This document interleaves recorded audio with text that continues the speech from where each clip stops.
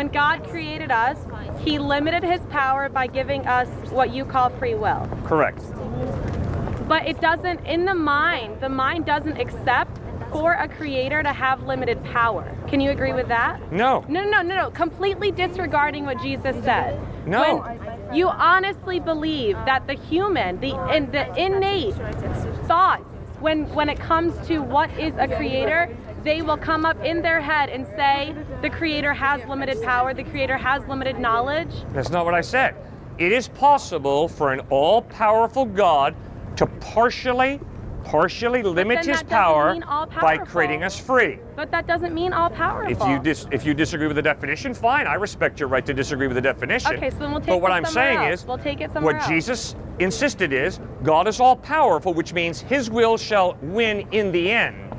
But he's partially limited his power by giving us a free will. That's why if I go up to this gentleman, haul back, and send my fist towards his handsome face, God is not going to automatically put plexiglass in between and I bounce off the plexiglass. He's given me a free will, he's given me a hand, I can give the man money to feed him lunch, or I can roll it into a fist and send it crashing into his handsome face. Okay. I can do either, can't you? Yeah, I can hit him if I choose. But do you honestly think it's God's will for you to hit him? Absolutely. When we had this discussion before, you said you have free will and you can make the choice to hit him or not hit him, but by free will, you're completely disregarding the option of a limited will. And I asked you before, if you have this free will, you can fly like a bird, you can make the sun come from the west, but you don't have this ability. God did not will for you Those are to have physical this ability. limitations you're talking about. You have switched from free will to the limits of gravity. Not You're right, gravity. I cannot fly through the air because gravity holds me to the ground and I don't have wings like a bird. And I'm not an airplane or a jet. I'm a human being, I don't have the ability to fly. That says nothing about free will. It says a lot about physical limitations. Which you don't consider to be created by God? So now you're completely... Of course I believe that's created by God. Gravity's created by God. I am created by God without wings, therefore I cannot fly. Okay, so when these physical limitations are created by God, isn't it God's will to not create you with wings and to create this thing you call gravity that keeps you on the ground? It's God's will. That's God willed to create these things. That's correct. So God also willed for you to not have the ability to do these things. Correct. Correct. Yes, correct. So you, with this free will, are now limited by God's will. Obviously there are limits. Obviously your will is limited by the will of God. Completely disregarding, for you just agreed to that. No. You just said it. No, we were talking about physical limits. That are created and then we talked by about the will of God. a will that all of us have that enables us to love or to hate, to do good Still limited or to do by evil. the will of God. Subject to the will of God. But God has chosen to give us a precious gift of a okay. rational mind and free will. Okay, Now so he when holds you- us responsible for how we use those gifts. If I abuse children, I will have to answer to God on a day of judgment. Absolutely. If I murder, I will have to answer to God on a day of judgment. But I am free to be a Mother Teresa II or to be an Adolf Hitler II. I have to choose. I have to make up my life.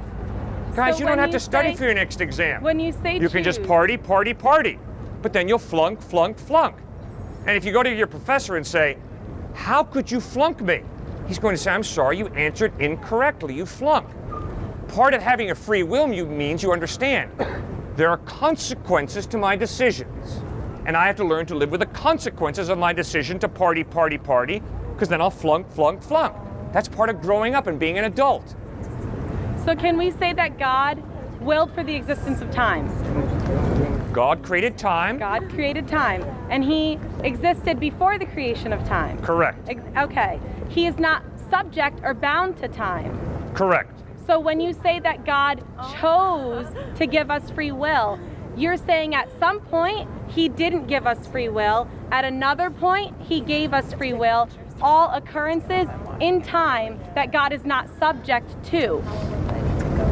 That would be just as illogical as if I were to say, because God is eternal, God never created human life initially. No.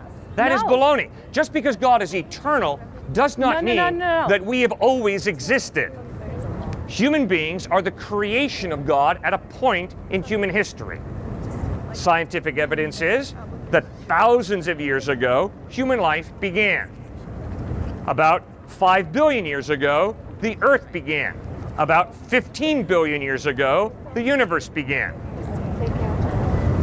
20 billion years ago, did God know that he was going to create us? Yes.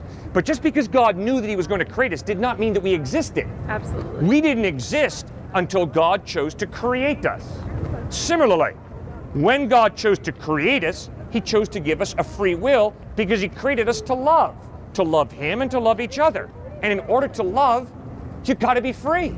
But you're attributing change to God, whereas the change that actually happens when a creation is created is a change in that thing. When you say that he decided to do this, he chose to do this, you're saying that there's a change that happens in the self of God that's subject to time, and we already agreed that God existed before the creation of time, and he's not bound or subject to it.